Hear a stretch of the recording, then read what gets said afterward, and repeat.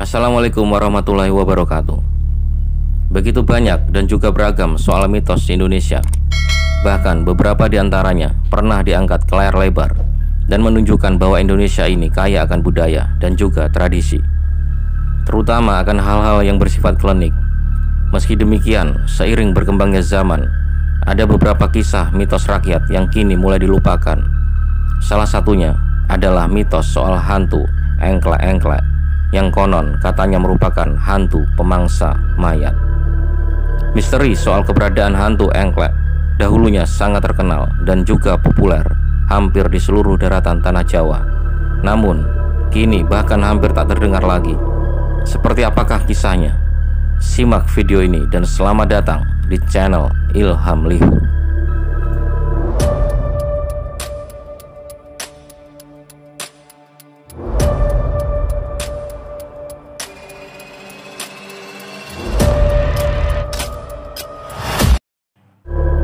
Apa yang akan kalian lakukan ketika saat sedang aktif beraktivitas menonton televisi atau sedang bermain handphone pada suatu malam?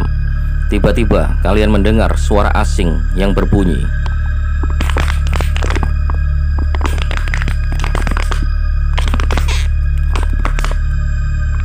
Suara itu hampir terdengar seperti ada orang yang mengukulkan sesuatu ke batang pohon atau seolah sedang mematahkan beberapa dahan pohon. Padahal kalian yakin suara itu bukan berasal dari televisi atau handphone yang sedang kamu gunakan. Suara itu berasal dari rumah kamu. Suara yang jauh, namun anehnya terdengar sangat dekat karena sunyinya malam hari. Pikiran kalian melayang jauh, bertanya-tanya tentang siapa yang membuat bunyi-bunyi misterius di malam yang hening. Apabila kalian mengalami hal itu, ada kemungkinan bunyi tersebut berasal dari maling atau bahkan yang cukup menyeramkan, yaitu salah satu makhluk gaib yang bernama engklek-engklek yang saat itu sedang berkeliaran. Suara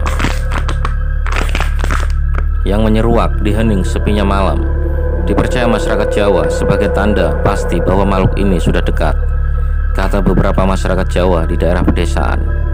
Makhluk mitos Jawa yang dikenal sebagai pemangsa mayat. Cerita misteri makhluk ini agaknya sudah tergeser oleh semakin banyaknya penduduk. Jadi jangan kaget bila di daerah urban atau perkotaan mungkin jarang orang yang mengetahuinya. Namun di daerah-daerah Jawa yang masih agak terpencil, cerita ini masih cukup kental dan dipercaya oleh masyarakat.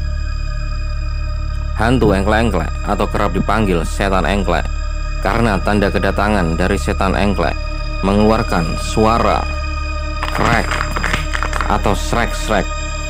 Suara-suara itu dihasilkan dari gesekan rantai yang mengikat kaki si engklek.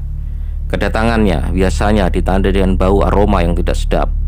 Perwujudan dari makhluk ini sering dijelaskan mirip sosok tinggi kurus dengan wajah yang menyeramkan, dan biasanya sosok ini nampak berkeliaran di tanah pekuburan sembari memanggul buntelan putih besar di bahunya.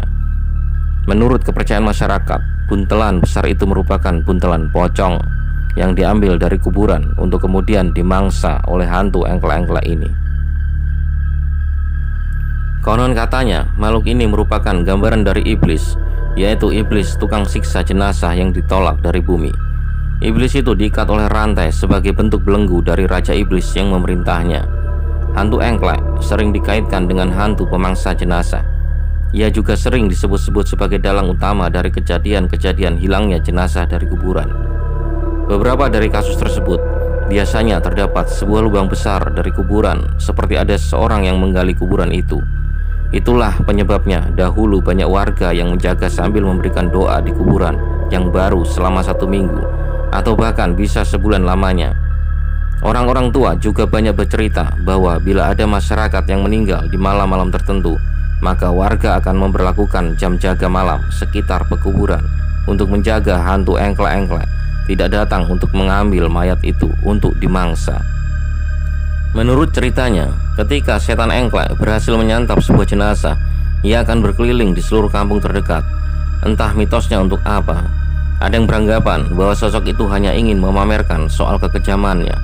Ada juga yang menilai bahwa si engklek akan mengembalikan jenazah ke rumah asalnya. Tidak ada yang mengetahui apakah makhluk legendaris ini merupakan sosok monster atau satu dari sekian banyaknya misteri alam gaib di dunia ini.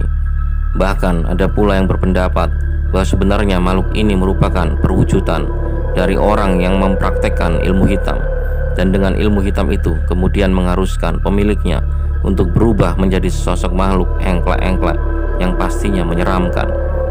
Jika kalian melihat kehadiran hantu ini, sebaiknya jangan menatapnya, apalagi sampai membukakan pintu, karena sosok ini akan mengira disambut dan akan memasuki rumahmu. Kali ini kisah datang dari seseorang yang bernama Ali pada sekitar tahun 2000-an. Pada saat itu ia masih berumur 24 tahun. Ia tinggal di sebuah pedesaan yang terpencil di Provinsi Jawa Tengah, yaitu di kota Solo. Itu pun berada di pinggiran yang jauh dari pusat kota tempat ia tinggal. Pada saat itu, seperti pedesaan lainnya, biasanya jarak antar rumah bisa berjarak lumayan jauh, di mana rumah Ali dengan tetangga-tetangganya masih dipisahkan oleh kebun. Dan selain itu, pada saat itu warga desanya tidaklah padat, hanya ada sekitar belasan keluarga.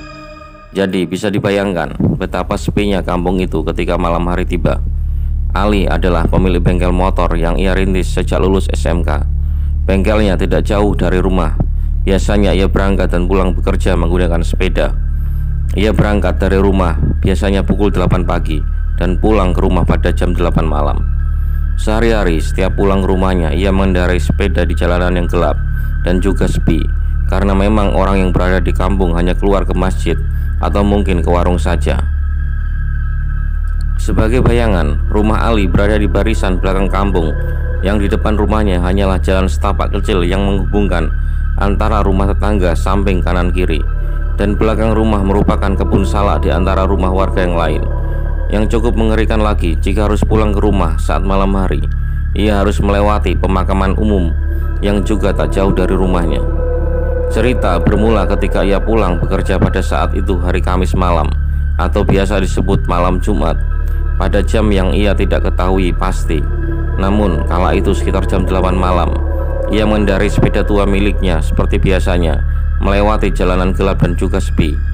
Kondisi tubuh yang lelah setelah bekerja membuatnya ingin segera cepat sampai di rumah untuk beristirahat.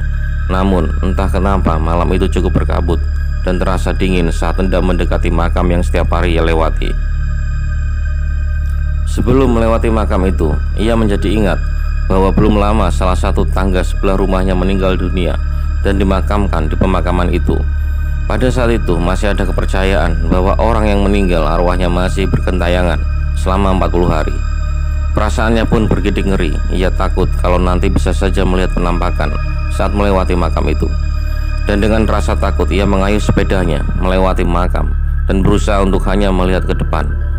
Saat berada persis depan makam, sekilas di samping penglihatannya, ia merasa melihat sosok tinggi hitam berada di pemakaman.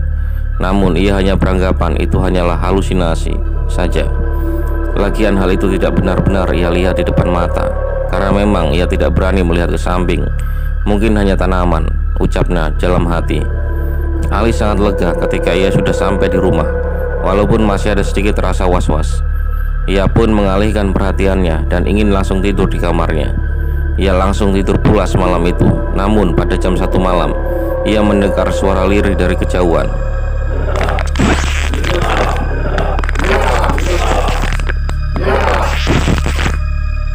Sekilas seperti benda diseret di jalan, tapi yang membuatnya ngeri, suara tersebut semakin mendekat, seolah berjalan mendekati rumahnya.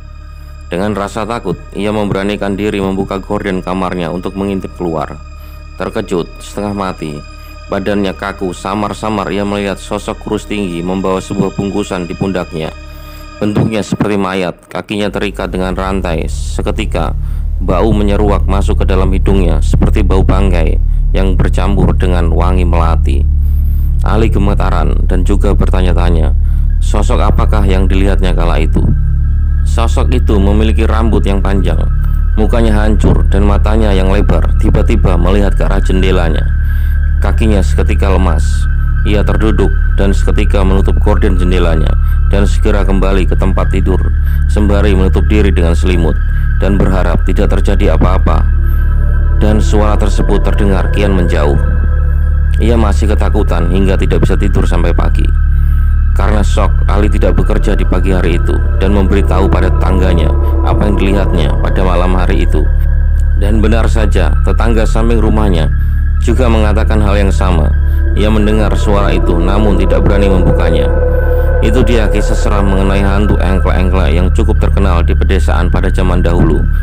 Jika kamu mendapat tanda kehadiran makhluk ini, sebaiknya kamu jangan menatapnya, apalagi sampai membukakan pintu, karena sosok ini mungkin saja ada di rumahmu.